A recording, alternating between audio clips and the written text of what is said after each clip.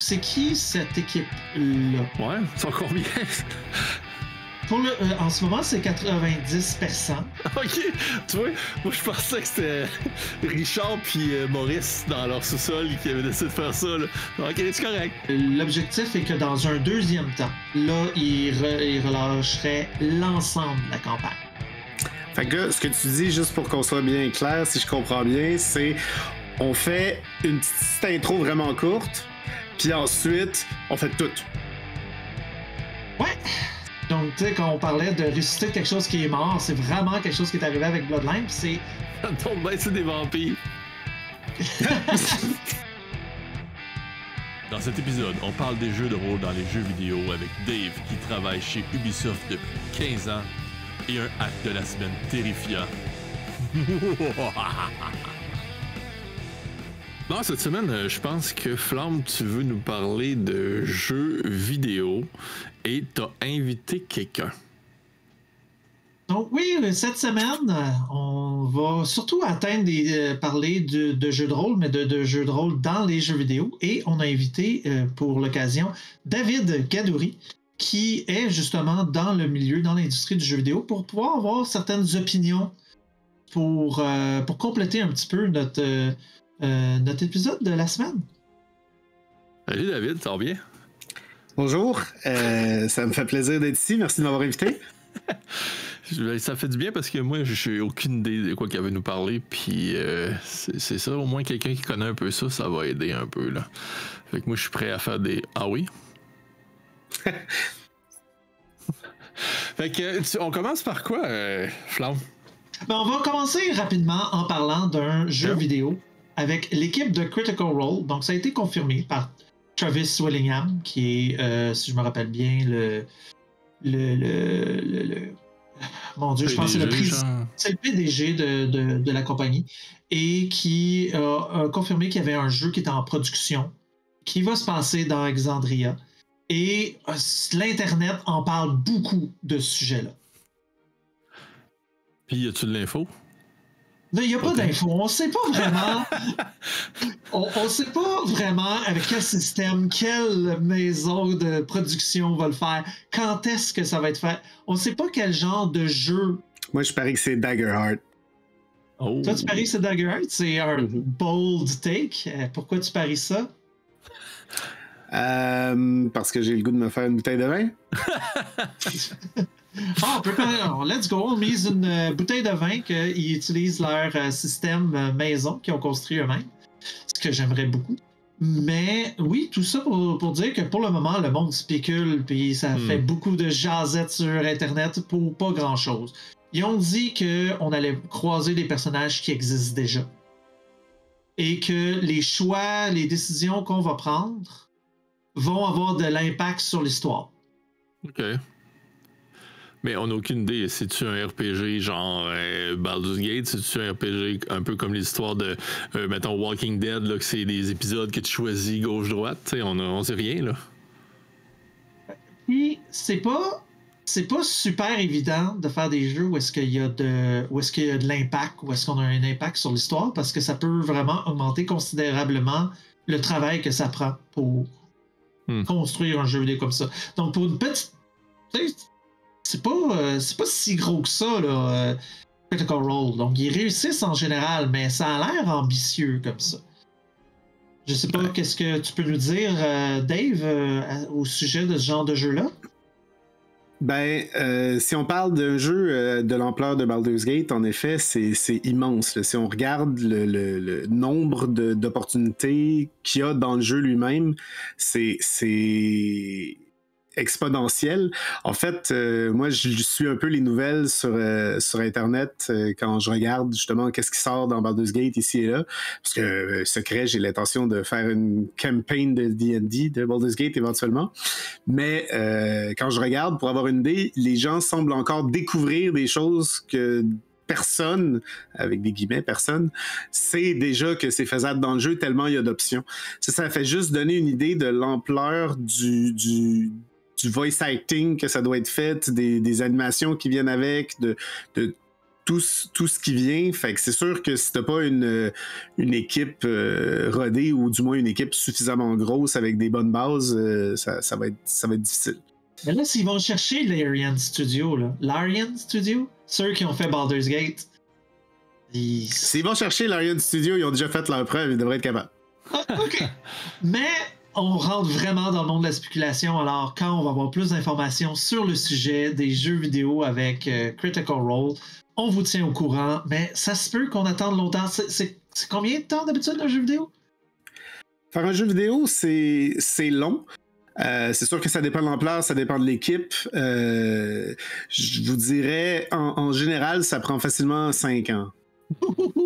Fait que si c'est en production, ça se peut que ça fait 3 jours qu'ils en ont parlé, ça a commencé la production, fait qu'on ça pourrait prendre jusqu'à 5 ans pour que le jeu se développe. Alors, on vous prévient, dans 5 ans, quand le podcast va avoir explosé et va être incroyablement populaire, on va vous revenir avec plus d'informations.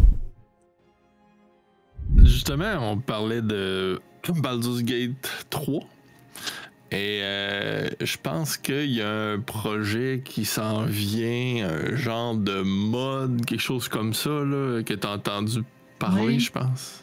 J'ai pas juste entendu parler. Donc, j'ai parlé à quelqu'un sur l'équipe de Project Strahd. Donc, c'est quoi Project Strahd? C'est un mode pour Baldur's Gate 3, carrément plus qu'un simple mode où est-ce qu'on ajoute quelques options, des nouvelles armures ou que ça change des règles. C'est carrément un jeu en soi. Et l'objectif est de reproduire la campagne qu'on connaît et qu'on adore et d'importer cette campagne-là pour qu'elle soit jouable avec Baldur's Gate 3. Moi, je l'ai roulé 2 fois cette campagne-là à date. Baldur's Gate, Curse of Strahd. Excuse-moi. Oui. Puis, donc, tu la connais bien? Je pense que oui. J'ai une bonne. Je suis rendu que si j'ai pas mon matériel, je peux quasiment improviser des bouts de la campagne parce que je la connais. Fait que c'est pas super. Ben, écoute, je pense que ça va être utile parce que on va rentrer dans c'est quoi les ambitions pour ce mode-là. Et j'ai bien hâte de voir ton take là-dessus. Fait que. Vas-y, continue. Amène-nous du. Continue. Ben, écoute, je vais donner du jus en ce moment. Qu'est-ce qui est prévu? C'est que pour cette année, donc autour de la fin du printemps, début de l'été, il va y avoir une première partie qui est jouable. Ça va être la défense. Donc, OK. Il commence en force ou il commence létal, peu importe comment vous voulez le voir. Et l'objectif est que dans un deuxième temps, là, il relâcherait l'ensemble de la campagne. Fait que là, ce que tu dis, juste pour qu'on soit bien clair, si je comprends bien, c'est on fait une petite intro vraiment courte, puis ensuite, on fait tout. Ouais. C'est comment devenir président en 2 étapes. Étape numéro 1, décider de devenir président. Étape numéro 2, le faire. J'imagine qu'en ce moment, et si j'ai bien compris, ils sont quand même en train de travailler déjà sur tout le jeu, mais la partie qui va être présentable, ça va être la défense au courant de l'année, puis au courant de l'année prochaine. Ils ont quand même l'intention, l'ambition, je devrais dire, de remettre le reste de la campagne. Puis là, j'ai vraiment demandé, est-ce qu'on parle du reste de la campagne? On parle de quand même un squelette qui est quand même intéressant. Le village de Barovie, le Bone Grinder, peut-être Vallaki, le château. Ça, là, ça serait... C'est ça. C'est en masse, là. T'es pas pire. Tu veux rajouter un moment donné le vignoble, peut-être? OK, tu sais, c'est... Mais là, on parle de rajouter je pense qu'il y a une autre ville, il y aurait peut-être... Bavalisaga. Bavalisaga dans les marais. Donc, tu sais, c'est gros, là. C'est gros, Curse of Strahd. Ouais, mais là, tu sais, mettons... il ferait pas la carte comme si... Il y aurait des voyages, j'imagine. Tu fais pas des sentiers pour te rendre, là. C'est une méchante bonne question, mais ça se peut qu'il y ait du voyage dans Curse of Strahd. Super. Ça enlève un peu d'ouvrage, parce que sinon, c'est terrible. De faire des sauts, ça enlèverait un peu d'ouvrage, mais ça enlèverait un peu d'ambiance. Je pense que circuler dans Curse of Strahd, ça fait partie de l'atmosphère. Mais dans un troisième temps. Dans un troisième temps. On va voir où est-ce qu'ils en sont. Donc, c'est qui cette équipe-là? Ouais, ils sont combien? Ben, en ce moment, c'est 90 personnes. Ah, OK. Et dont 50 voice actors. Okay. Donc, tu sais, quand David. Je pensais que c'était Richard puis Maurice dans leur sous-sol qui avaient décidé de faire ça. Là. OK, c'est correct.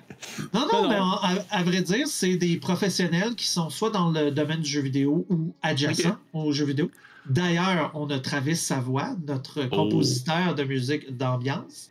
D'ailleurs, c'est cette personne-là que j'ai rencontrée et qui m'a parlé du mode de Project Strahd.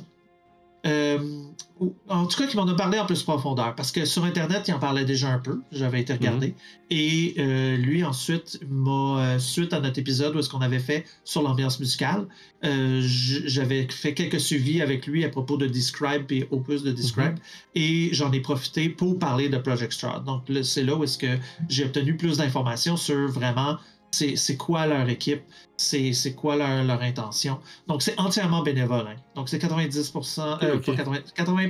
personnes entièrement bénévoles. Et à partir de cette semaine ou la semaine dernière, à peu près maintenant, ils devraient en ce moment être en train de faire une deuxième vague de recrutement.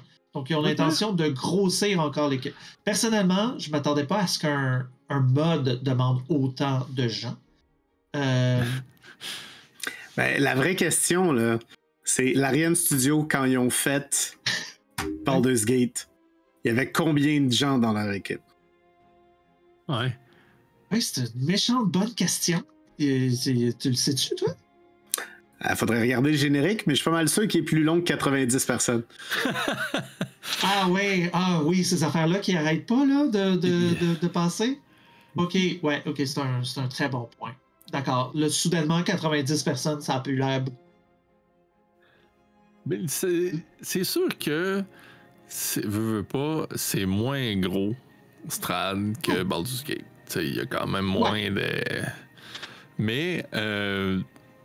il va y avoir beaucoup de création d'adaptation. Parce que, tu sais, je veux dire, il faut créer les dialogues avec les personnages qui n'existent pas, dans le fond, tu sais, dans la quête. Il n'y a pas tant de dialogue que ça. Là. C'est plus des hints sur comment faire. Tu sais, Strahd, ils disent pas genre toutes les phrases qu'ils disent puis toutes les réponses. Non, effectivement, c'est beaucoup vrai. de création. Mais l'autre chose, c'est que ils ont toujours utilisé des vraies affaires. Ben, étant donné qu'ils ne font pas d'argent sur le mode, donc le mode devrait être gratuit, ils ont le droit de produire puis d'utiliser ça comme une version comme fan, tant qu'ils font pas de profit là-dessus puis qu'ils disent que ça appartient, j'imagine, à D&D puis que Baldur's Gate appartient à je pense à D&D aussi, finalement. Pour pas trop tomber dans le sujet trop fort, mais tu sais, j'imagine que David aussi, il est au courant de ça, dans le sens que tu sais, t'as des IP, dans le fond, là, que tu sais, t'as certaines choses que tu peux avoir le droit. Mettons, je sais pas, ils peuvent sortir un jeu, puis après ça, ils sortent un jeu de société, puis tout. Il faut que t'achètes, pour faire le jeu de société, etc.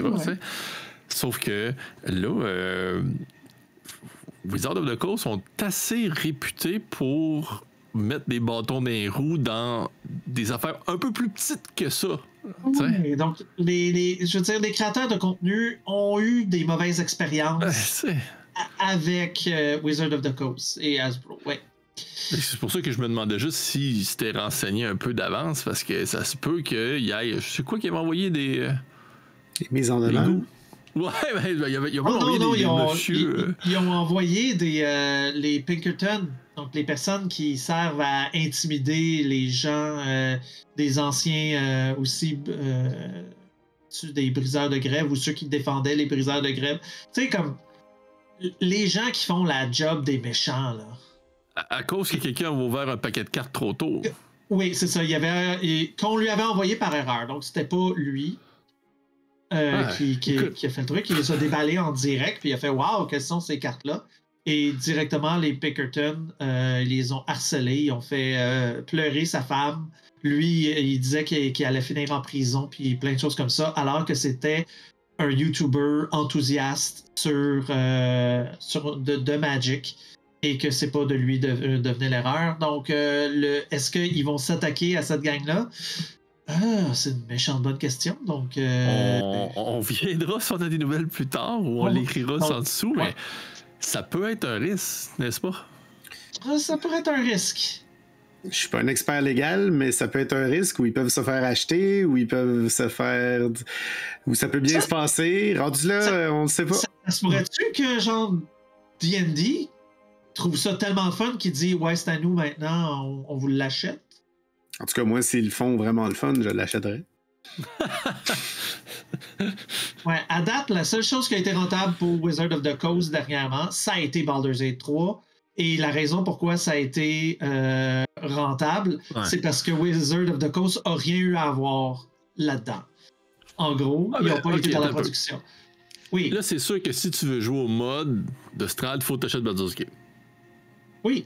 Fait que déjà là, il y a un achat quelque part qu'il faut que tu fasses pour Wizard of the Coast. Je veux dire, en général, les mods, il y a plein de monde qui font plein de mods d'affaires puis ils se font pas poursuivre, là. Oui, mais c'est pas Wizard of the Coast. Ouais, mais c'est Wizard of the Coast. Donc, on vous donne des nouvelles là-dessus. Ouais. Pour ceux qui seraient intéressés à savoir, mais Travis, là-dedans, qu'est-ce qu'il fait? Non, évidemment, Travis fait la musique. Donc, la trame sonore, il dit que c'est extrêmement difficile. Ah ouais. C'est quasiment pénible, si je comprends bien, parce qu'il doit se retenir. Ah ouais. Oui, parce que sa musique, pour les personnes qui sont des fans de Travis Savoie, vont comprendre ça. Pour ceux qui ne le sont pas, allez écouter sa musique. Arrêtez le podcast actuellement. Allez écouter sa musique. Revenez écouter le podcast après. Elle joue dans le podcast, de toute façon, sa musique. Il y a un peu de sa musique, mais la musique de la trame sonore de Curse of Strahd, particulièrement excellente. Ouais. Mais c'est pas celle-là qu'il va utiliser nécessairement. Donc, il doit créer de la musique qui n'écrase pas les autres sons. Donc, il doit vraiment se limiter sur le nombre d'instruments, sur l'intensité. Puis on sait que sa musique peut avoir vraiment une tournure épique. Là. C'est vraiment un travail de composition. Il y a des musiques purement d'ambiance, mais il y en a plein que c'est vraiment des musiques de composition qu'on peut pas... On peut pas nécessairement runner une game sur ces musiques-là parce qu'ils prennent beaucoup trop de place. Ouais. Donc, mais c'est un défi qu'il aime beaucoup à ce moment-là. Surtout que Travis Savoie est en train de regarder vers où il s'oriente pour le reste de sa carrière, pour le futur de sa carrière. Donc, il a réussi à avoir des gains qu'il n'aurait jamais pensé possible il y a quelques années. Donc, les progrès qu'il a fait, il dit c'est incroyable, mais il a sensiblement réussi à atteindre la majorité de ses objectifs. Et il cherche le prochain défi. Et là, il y a 2 pistes vers lesquelles il regarde. Donc, une des pistes, ça serait de faire de la musique dans des contextes de jeux vidéo. OK. Donc, à ce moment-là, c'est une très bonne expérience. Et l'autre, ça serait d'aller dans la composition, et de la composition avec orchestre. Donc, probablement des petits ensembles pour commencer. Il a déjà engagé des professionnels pour certaines musiques. Donc, il sait c'est quoi travailler avec 1 ou 2 professionnels pour des compositions, mais là, ça serait travailler avec des ensembles ou des orchestres. Donc, c'est vers là qu'il aimerait aller, mais ça, c'est tout un monde dans lequel sauter. Incroyable. Mais c'est un compositeur, il a déjà fait ses preuves. Ah oui. J'ai hâte d'entendre sa musique dans le podcast tantôt. En théorie, en ce moment, on l'entendrait, c'est la petite musique de fond, très très bas. Ouais. Quand personne parle, on pourrait l'entendre. Il y a du Travis partout dans notre vie. C'est pas plus compliqué que ça. Exactement. Donc, merci Travis pour ta trame sonore et on te souhaite de bons succès dans Project Strahd, dans aussi le futur de ta carrière. Et pour ceux qui se poseraient la question, oui, ces compositions qui vont avoir lieu et qui vont être dans Project Strahd vont pouvoir on va pouvoir les obtenir sur sa chaîne YouTube. Parfait, ça. Sinon, il y a quelque chose aussi qui a mis en feu les internets et ça c'est facile, ça c'est. Effectivement. Mais c'est quelque chose que j'ai essayé dernièrement, puis qu'on a commencé à parler, puis à mousser un peu. Tellement parlé, là. Je pense qu'il y a quelque chose qui se passe avec Sigil de Wizard of the Coast, qui est le moteur 3D de D&D Beyond pour pouvoir jouer à Donjon Dragon. Exactement. C'est ressorti, ça. C'est sorti il y a 2 semaines, je pense. Oui, c'est sorti il y a quasiment un mois, sans beaucoup de nouvelles. Donc déjà, il y a des gens qui disaient, il me semble que pour le gros projet de Wizard of the Coast, c'est arrivé très silencieusement et très subtilement. Il y a déjà des gens qui avaient des doutes sur qu'est-ce qui se passait. Mais les théories allaient encore dans les deux sens. Donc, soit, ça va vraiment mal. D'autres qui disent non, ils mettent ça pour avoir du feedback. Puis quand il va avoir le prochain Stranger Things, puis qu'il va avoir puis là, ils vont peut-être sortir des modes par rapport à ça. Tout ça, c'est parfaitement ensuite enligné pour la période du temps des fêtes. Donc, il y en a qui pensaient que c'était vraiment une stratégie commerciale, jusqu'à temps que 90% du staff de Sigil soit renvoyés, perdent leur emploi.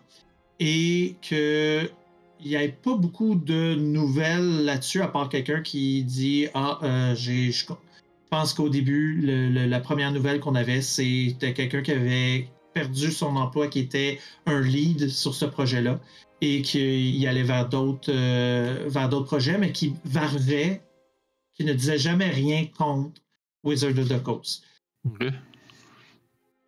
Il y a des personnes qui restaient prudentes et sinon, la majorité de l'Internet à ce moment-là, ça a vraiment explosé. Ça a vraiment été en feu, en effet, où est-ce qu'ils disaient « ça y est, c'est fini, tant de personnes, ils ont lâché, ils ont abandonné le projet. » Et c'est probable. La question qu'on peut se poser, par exemple, c'est qu'il faut être prudent, c'est autant de... Il y a beaucoup d'industrie que quand ils finissent un produit, ils renvoient la majorité des personnes qui ont de l'équipe. C'est pas nécessairement des gens qui restent à l'intérieur de l'entreprise, ils restent par projet. Puis on a vu ça avec Wizard of the Coast pour les livres. On a vu que quand les livres ont été produits, ils renvoient l'équipe des livres. Donc au fur et à mesure. J'imagine quand c'est quelque chose que tu as comme créé la base, le moteur, puis tout, puis que tu n'as pas d'intention vraiment de faire des suites ou de continuer sur la... Peut-être ça se peut, je sais pas, dans le monde du jeu vidéo, c'est peut-être quelque chose que... un coup que tu as fait la base, tu gardes juste les emplois pour, mettons, faire des skins, faire du look. Fixer les bugs. Ouais, genre... Je suis pas un expert en management puis en prise de décision pour une grosse compagnie comme Wizard of the Coast. Fait que c'est sûr que tout est de la spéculation tant qu'on leur demande pas à eux ou qu'ils font pas un statement officiel. Mais c'est sûr que faire de la maintenance, c'est toujours moins dispendieux que créer. Ouais. Créer, ça demande d'une force créative, ça le dit dans le nom. Mais une fois que ton produit existe, c'est sûr que c'est beaucoup plus... tu sais, je sais pas, moi pis toi, Ludo, on se fait un petit jeu indie ensemble, on va travailler dessus pendant plein de temps, on va faire toutes nos choses, puis une fois que le jeu y est terminé, si je le donne à Viviane, puis qu'elle me donne des petits feedbacks, moi, de mon côté, je peux facilement aller boucher les coins par-ci par-là, j'ai pas besoin de la même force de travail que quand on avait besoin des deux pour brainstormer from scratch, tu sais. Fait que c'est sûr que pour Wizard of the Coast, je sais pas c'est quoi leur intention, j'ai aucune idée de c'est quoi leur futur, je veux pas prendre... je veux pas prendre parti ou dire que c'est ça, mais ça peut aller dans un sens comme dans l'autre. C'est certain. J'ai une seule chose à dire là-dessus. C'est déjà arrivé. dans le fond. Ça arrive qu'il y a des compagnies qui font ça. Quand ils ont fini toute la partie création, ben là, puis ils sont juste en partie maintenance, ça arrive qu'il y a du monde qui se font mettre de côté à la porte ou en même temps fin de contrat, là, j'imagine. C'est comme n'importe quelle industrie, hein. Si ton contrat est fini, ton contrat est fini. Donc, ça ne veut pas nécessairement dire que c'est terminé. OK. Ceci étant dit, très très récemment, OK. il y a eu un leak qui a été rapporté par des journalistes sur l'actualité geek, ça serait le Rascal, où est-ce qu'ils ont eu un leak et des témoignages comme quoi, à l'intérieur, le mémo qu'ils ont obtenu disait vraiment qu'ils décidaient de ne plus aller de l'avant vers l'expansion de Sigil et les ambitions de monétisation qu'il y avait avec. Ouais. Donc là, soudainement, je veux dire, troisième explosion à ce moment-là, ça regarde vraiment mal. L'employé anonyme blâme le manque de leadership, de vision de l'équipe, qui souvent comprenait pas qu'il créait un VTT et non pas un jeu vidéo. Ah ouais. Ma question, là, c'est l'équipe qui créait le VTT, c'était une équipe qui faisait des jeux vidéo avant ou c'était une équipe qui faisait des VTT? Parce que comment ça, ils ne savaient pas?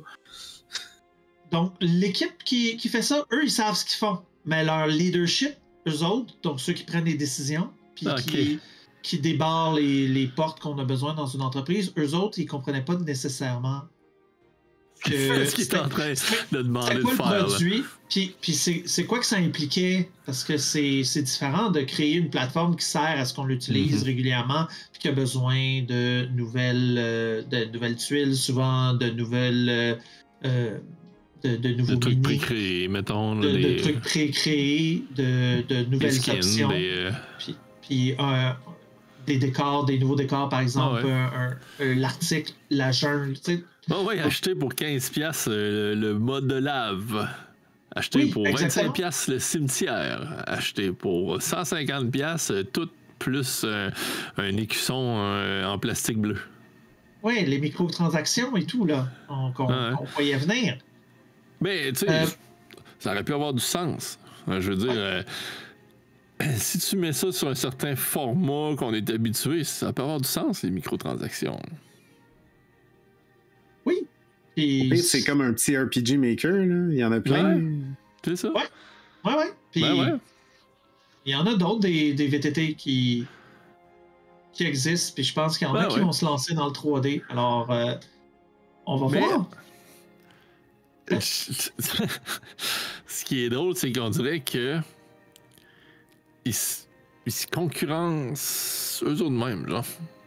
Ah, OK. Il y avait comme starté un truc de carte, puis un truc avec les dés, puis un truc de création de tu sais, puis ça fonctionne pas très bien, leur truc de carte, le D&D Beyond Map, je sais pas trop comment c'est quelque chose de même qu'ils l'appellent.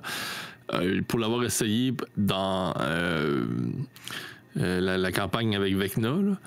Ruin of Vecna, c'est ça? Eve of Runes ou quelque chose. C'est ça, exact. À peu près toutes les 2 ou 3 rounds, ça plantait. Fait que on était plus capable de combattre puis quoi que ce soit, tu sais. Mais là, je me dis, c'est peut-être parce qu'ils disent, ça donne plus rien de continuer ça, on s'en va vers le 3D, tu sais. Mais en même temps, le 2D, ça coûtait rien. Tu sais, je veux dire, c'était une carte, puis t'as des tokens.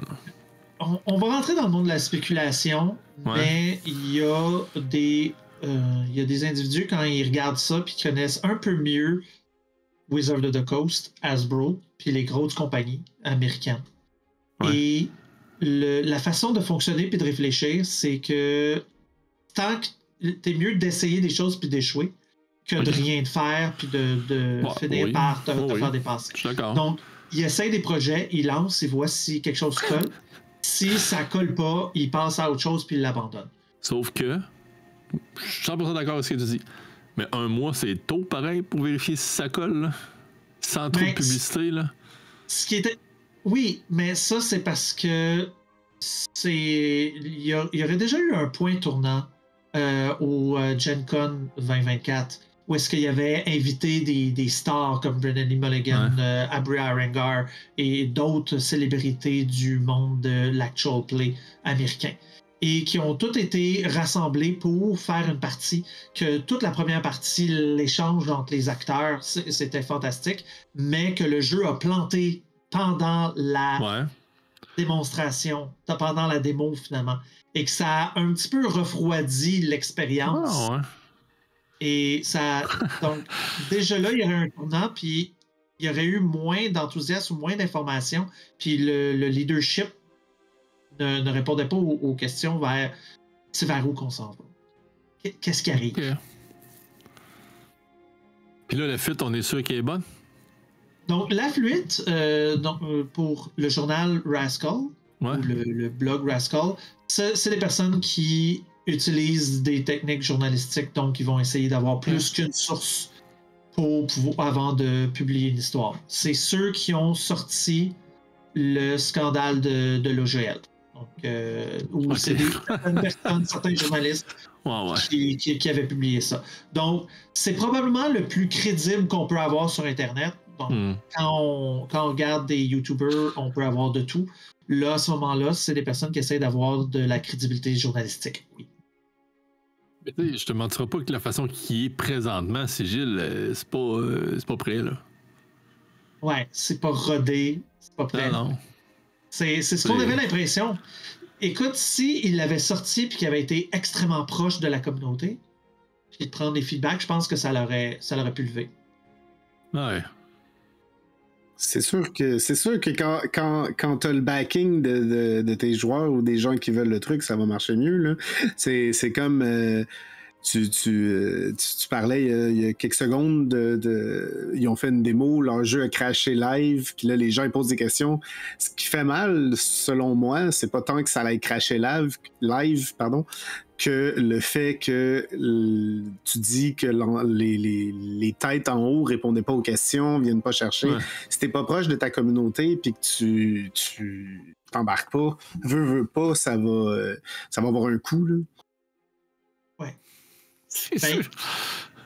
Il se sentait, donc selon l'employé, et c'est assez corroboré avec l'entrevue ou les multiples entrevues de Matt Myers, qui était un des leads, un des co-leads sur la 5e édition. Il disait qu'à l'intérieur de Wizard of the Coast et Hasbro, c'est très, très hiérarchique. Il y a beaucoup de paliers. Donc, les personnes qui prennent les grandes décisions sont très loin du joueur. Puis même de l'équipe de création. Donc tout ça, il y a des grandes distances, la communication est vraiment très lente et que ça crée des produits qui sont moins en contact avec la réalité en ce moment. D'ailleurs, c'est un sujet dont j'aimerais qu'on parle une prochaine semaine sur l'avenir de Wizard of the Coast versus les développeurs indépendants qui, eux autres, ont l'air de fleurir. Mais oui, c'est intéressant comme nouvelle. Si les leaks sont vrais, ça regarde mal pour Sigil. C'est peut-être la fin de notre VTT 3D dont on a tant entendu parler. Ça aurait pu marcher. Moi, je te le dis, ça aurait pu. Ça a poussé un peu plus, là. Je pense que ça aurait pu marcher. Ça peut encore. Faut juste qu'on l'utilise. Ouais. Oui. Mais là, présentement, c'est dur à utiliser. Là, là c'est... Faut qu'on scrolle, hein, Ludo? Faut scroller. Là, c'est long. Il manque beaucoup de choses. Là. C'est pas... c'est pas... c'est ça. Ça a l'air super sérieusement. Hein? Les fiches, les bonhommes, le truc, les jets, tu roules tes dés, tu bouges tes bonhommes. Mais, tu sais, il faudrait qu'il y ait des choses de déjà créées, là. Parce que là, s'il faut que tu crées tout from scratch. Ben, si tu avais toutes les cartes de tes campagnes, ça aurait été incroyable. Tout le monde aurait pris ça. Oh, oui. Mais ça pourrait pas être fait, ça, par la communauté, justement, un peu comme tu dis qu'ils font Mod of Strad pour Baldur's Gate 3, là. Ils pourraient faire toutes les campagnes, tu pognes un groupe, là, puis tu les crées. Ben oui, il aurait pu faire un système de ça, un genre de marketplace ou un truc que tu... Il y a des personnes qui vont, dans ce cas-là, dire pourquoi je les fais pas dans d'autres trucs 3D que les créateurs sont très très proches de la communauté, comme par exemple Telspire. Ouais. Ben, tu sais, comme des guildes. Le monde, il y a du monde qui envoie leur stock là au lieu de le faire. Tu sais, je veux dire, des fois, je me dis que ça aurait pu. Mais tu sais, je me rappelle, j'ai voulu faire une maison dans Sigil. Puis après ça, j'en ai fait une avec les Warlocks. Puis là, j'ai fait comme... Ouais. c'est genre 10 minutes. Puis l'autre, j'ai pas fini encore. Là. Fait que... Je suis comme... Ouais. Bref, tu t'amuses plus avec tes... Mais on n'est pas toutes des personnes qui vivent à Rimouski puis qui avons des super gros sous-sols où est-ce qu'on peut entreposer toutes nos maisons 3D, Ludo. Passons à un autre sujet. Donc, on parlait de jeux de rôle qui viennent dans le monde des jeux vidéo. Et il y en a un qui est légendaire. Tout le monde, au moins dans les jeux vidéo, souvent, on a entendu parler. C'est un monument. C'est quasiment un meme. Comme quoi, il sortira jamais. Donc, Vampire the Masquerade Bloodlines, ça avait été un jeu qui était sorti en même temps, le jour même que Half-Life 2, et qui a eu un flop lamentable lors de sa sortie. Tu connais pas l'histoire. Le premier Bloodline, à cause de... Et là, j'imagine que notre cher employé du monde du jeu vidéo ne peut pas faire de commentaires de à quel point ça a été un flop. C'était buggé. Écoute, s'il y a certaines races, clans de vampires, que si tu les prenais, il y a des scènes qui buggaient puis tu pouvais plus continuer. Donc, tu sais, le genre de choses que, normalement, tu devrais avoir testé puis que ça devrait pas faire ça. Donc, il manquait beaucoup de peaufinage. Et finalement... Mais ça l'a vraiment marqué la communauté quand même, et même si la maison qui ont créé le jeu, qui avait été chapeautée par Activision, qui a décidé de prendre des décisions de le sortir avant que le jeu soit prêt, même si cette compagnie-là est tombée, le jeu est devenu quelque chose d'assez légendaire, un des jeux les plus modés, des gens qui ont peaufiné, qui ont finalisé, qui ont... Donc, tu sais, quand on parlait de ressusciter quelque chose qui est mort, c'est vraiment quelque chose qui est arrivé avec Bloodline. C'est... Ça tombe bien, c'est des vampires. et c'est quelque chose qui a été assez... qui a quand même marqué l'univers des gamers. Moi, je me rappelle que quand j'étais petit, j'ai joué à ce jeu-là, puis c'était vraiment, vraiment cool. C'est vrai qu'il y avait plein de bugs. C'est vrai qu'il était assez... mais... on avait vraiment aimé ce jeu-là. Il avait réussi à sortir beaucoup de choses du lore de Vampire et de donner vraiment une bonne atmosphère à l'époque comme jeu en plus. C'était quelque chose. Et là, le mime, c'est à quel point Bloodlines 2, ça prend du temps pour sortir. Parce que le projet a été appelé plusieurs fois, cancellé plusieurs fois. Là, l'équipe qui est en train de le faire en ce moment a repoussé à plusieurs reprises le jeu vidéo, alors qu'il avait donné des dates de sortie. Alors maintenant, on a une nouvelle date de... Oui, t'allais dire? J'allais dire, est-ce que vous connaissez Duke Nukem Forever? Non. C'est la même histoire. Puis c'est plus vieux encore. C'est le jeu qui était censé sortir après Duke Nukem 3D. Puis il est sorti il y a 4 ans, je pense. Voyons donc. Hey. Ils l'ont repoussé, repoussé. Ça a pris tout. Ben là, Duke Nukem 3D, on jouait sur des modems qui faisaient bip bip là. Il a été obligé de le refaire plusieurs fois parce que la technologie avait changé entre-temps. Oh mon Dieu, quel échec. Je pense que c'est la même chose. S'appelle Forever? Oui, c'était le meme pendant un temps. Ça va prendre Forever le sortir. C'est pour ça son nom. Pendant longtemps, en fait, c'était rendu quasiment un meme ou C'est un peu comme Half-Life 3, là. Half-Life 3 qui sortira jamais. À la différence que lui est en production, puis Half-Life 3, as far as we know, il n'y a pas de production. Oui. Ben, Bloodlines 2, il y a une production. OK. Sont rendus à la fin en train de faire du peaufinage. Ah, OK. Ils veulent pas leur sortir trop vite. Je pense que c'est la maison de production, c'est The Chinese Room, qui ont décidé de prendre plus de temps pour le finaliser. C'était censé sortir il y a quelques années, l'année dernière, et maintenant, on aurait une date qui serait octobre 2025. OK, cette année. Eh bien. Ouais, ça serait le fun. Donc, beaucoup de fans du jeu Vampire, je pense qu'ils aimeraient ça. Si vous n'avez pas été voir les vidéos du jeu, des gameplays, ça vaut la peine. C'est incroyable la technologie, les graphiques, le feeling. Ah, ben, je vais aller voir. Donc, ça va être avec le lore le plus moderne, ce qui veut dire avec la Seconde Inquisition, les clans qui ont les grandes sectes où est-ce que les clans ont changé d'allégeance. Donc, il y a eu beaucoup de changements, puis si j'ai bien compris, c'est ça qu'ils vont chercher comme lore. Donc, le lore de la 5e édition, V5. Ça a l'air assez prometteur, assez intéressant. On va aller voir. En tout cas, moi, s'il sort, je vais jouer. Oh, je vais jouer, là. Des fois, j'ai le goût de jouer au vieux, que je suis sûr que ça me frustrerait, là. Mais, puis, j'ai roulé une campagne de Bloodline dernièrement, donc l'année dernière, et le monde se sont vraiment amusés. Ça a beaucoup de potentiel comme matériel. Bloodline?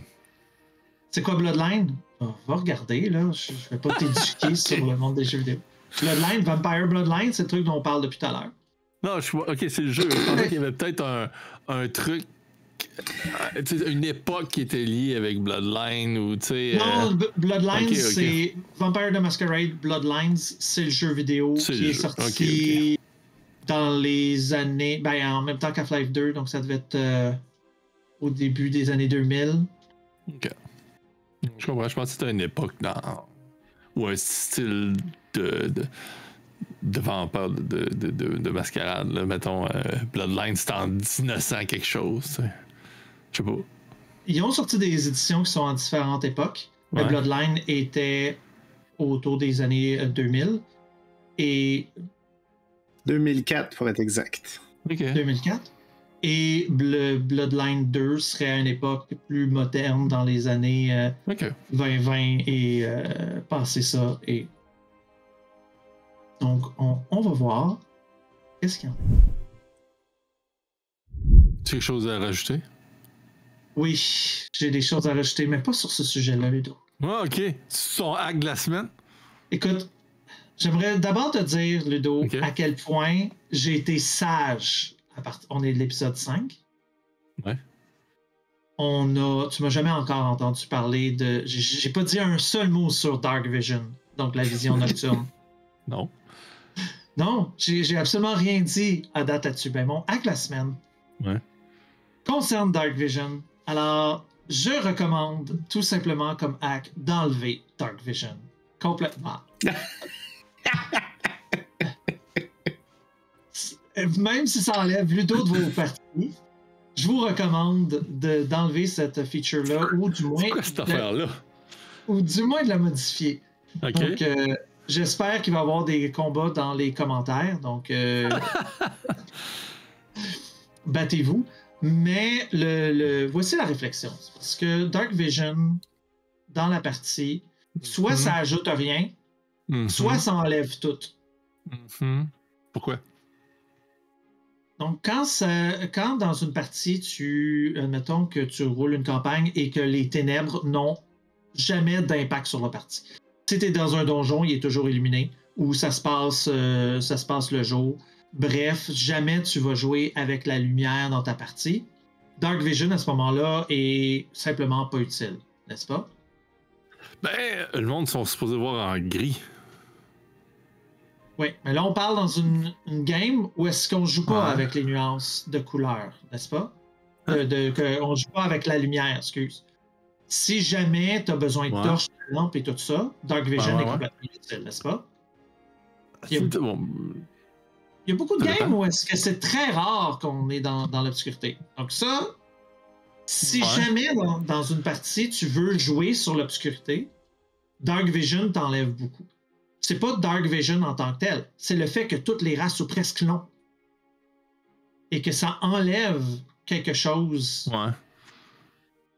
À la nuit. Ténébreux. Ça enlève quelque chose à la nuit, au ténébreux, au fait que les Noir. monstres, eux, Obscur. voient. Ouais. Que eux, les monstres, voient dans le noir. Donc ça Ça fait que enlève... le prédateur est cheap, c'est ça que tu veux dire, là. Ouais, le prédateur est vraiment cheap, plutôt. Puis je sais qu'il y a des personnes qui vont dire ah, mais là, tu vois que des nuances de gris, donc tu vois pas parfaitement bien. Exact. Mais. T'as-tu joué à Baldur's Gate 3 quand t'as Dark Vision puis que tout est en nuage de gris? C'est pas en nuance. C'est-tu en nuance de gris? Oui. Ah ouais. Puis c'est. Faudrait que je revérifie là, parce que là tu mets un doute dans mon esprit. Ben, mais... C'est parce que j'ai joué une elfe puis je voyais tout le temps très bien, me semble. Ouais, mais tu vois très bien en nuance de gris aussi. Ah ouais. Mais le point est que si jamais tu veux jouer avec les ténèbres, Dark Vision, ça te l'enlève. Dark Vision enlève aussi à plein de choses, plein d'éléments qui sont dans les parties. Donc, les torches, les lampes, s'il y a déjà des éléments de lumière, les sorts qui créent de la lumière, ça enlève des choses au sort Dark Vision. Ouais. Tu sais, c'est le fait que tu dois faire ce sort-là pour donner cet avantage-là à quelqu'un. Ou s'il y avait une lignée qui, elle, avec Dark Vision, c'est ça sa spécialité. Mais quand c'est toutes les lignées, ben c'est comme aucune lignée. Ça fait juste enlever le plaisir de pouvoir jouer avec des ténèbres. Écoute, j'en profite, OK? On parle de jeux vidéo, OK? Avez-vous joué, dans le temps, le vieux jeu de Medioberanzan? Où c'est qu'on jouait genre Driss, me semble? Non. Bon. Dans ce jeu-là, qui était genre un peu après Eyes of the Beholder, tu jouais Dritz, puis il pouvait switcher comme le prédateur, c'est Night Vision. T'avais ta Night Vision que tu voyais en gris, que c'était super tough quand tu te battais contre des araignées, quand tu te battais, puis trouver les pièges à faire de même, là, c'était l'enfer. Tu mangeais les pièges à la gueule. C'est pas parce que tu vois en gris que tu vois pas le piège. Fait que, tu sais, ensuite, tu vois, mais tu manques de détails. Ouais. Puis là, tu pouvais le switcher en Thermal Vision. En vision que tu voyais les effets de chaleur. C'était écœurant. Parce que là, tu savais les ennemis. Mais il y a des ennemis qui avaient le sang-froid. Un peu comme, je pense qu'il y avait ça dans les livres. Fait que là, ces ennemis-là, tu les voyais comme presque pas quand ils étaient cachés. Fait qu'il y avait des ennemis qui c'était littéralement des ennemis qui étaient comme considérés comme des prédateurs, parce que quand ils étaient en gris, tu les voyais pas, parce que c'était la couleur qu'il y avait. Il n'y avait pas de thermo machin truc parce qu'il était à sang-froid ou sans je sais pas quoi en tout cas qui faisait qu'on l'avait pas. Fait que la seule façon que tu pouvais voir, c'était en allumant une torche. T'allumes une torche, toute Medioberanzan ou presque te voyait, puis où tu faisais des lumières, tu sais, les sorts qu'il y avait. Ouais. Fait que tout le temps, même si t'avais le plus puissant des Dark Vision de la planète, il fallait que tu utilises à bon escient, parce que sinon, tu te mettais dans la merde. Puis si tu te laissais sur un mode de vision, Dark Vision, puis il y avait une lumière qui allumait, tout était rendu blanc ou tout était rendu... Tu voyais plus rien, tu sais. Fait que là, les ennemis pouvaient encore plus te bâcher. Mon Dieu, t'es-tu en train de parler de Splinter Cell? Comment? Ça ressemble vraiment à Splinter Cell, là. Où est-ce que t'as le casque, puis tu changes les types de vision, puis il faut pas qu'il y ait un éclair ou un Splinter gros Cell, flash. dans le fond, le casque, c'est les yeux à Dritz. Tu savais pas, mais c'est ça qu'ils ont fait. Ouais, ça ressemble beaucoup, là. Mais juste pour dire que, au lieu de l'enlever, si tu le pénalises quand il y a de la lumière, tu sais, si tu fais qu'il faut que tu switches, puis là, mettons que tu te promènes avec ton Dark Vision, tout, qui allume une torche, tu vois plus rien. Fait que là, faut t'attendre un peu de temps, ou tu sais, 3 rounds, 4 rounds, le temps que ta vision revienne, tu sais, parce que là, t'es comme si ça serait une flashbang. Ouais, mais là, t'es d'accord avec Flamme qui veut absolument modifier Dark Vision. Mais moi, c'est l'enlever que je ferais pas. Ouais, donc toi, tu le modifierais. Ouais. Ouais, ben je suis d'accord avec le modifier. Ceci étant dit, avec ce que tu dis, ça m'a l'air quand même beaucoup de gestion, de tracking. C'est sûr. Puis je l'enlèverais quand même à plusieurs lignées. Mais bref, je pense que ça peut être une bonne idée de s'asseoir avec ces joueurs. Puis si vous voulez jouer sur les ténèbres dans votre partie, d'avoir une conversation sur qu'est-ce que vous faites avec Dark Vision, parce que ça peut vraiment enlever beaucoup d'options à la partie ou de pouvoir aller chercher certaines fantaisies. Il y a certains systèmes qui se brisent pas la tête. Shadow Dark, t'as pas Dark Vision. Non, ça c'est sûr. T'as aussi Daggerheart qui n'a pas de Dark Vision. T'as beaucoup de jeux où est-ce que tu ne vois pas dans les ténèbres. Et c'est à ce moment-là, justement, les ténèbres prennent tellement plus de valeur. Les jeux qui sont plus fantasy que fantasy héroïque. Ouais, ok, ouais, fantasy. Dark quand on fantasy. veut donner Dark Fantasy, un peu l'OSR-esque, va bénéficier souvent de ces mécaniques-là. Ou sinon, si c'est juste un obstacle de jamais vraiment faire assez de ténèbres, c'est quand même un penser si bien puis de discuter. Ou si tu veux te relancer dans un système à la Splinter Cell, c'est ça que les joueurs trouvent amusant. Ça vaut peut-être la peine d'avoir cette conversation-là. Excellent. Ben merci d'être venu, David. Ça me fait plaisir. Ça a été des révélations pour moi de plein de choses que je savais pas.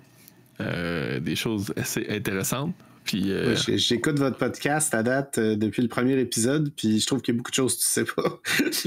Effectivement, c'est ça le concept. Je pense qu'on va faire venir Dave. Hein? On va faire venir Dave juste pour qu'il puisse te roaster comme ça à chaque épisode. Ah oui, non, je suis comme ceux qui écoutent le podcast. On apprend avec Flamme. Ça va changer de nom, c'est Apprendre avec Flamme. Donc, dans votre prochain épisode de Apprendre avec Flamme, on sait pas encore quoi. On se dit à la prochaine. Yes.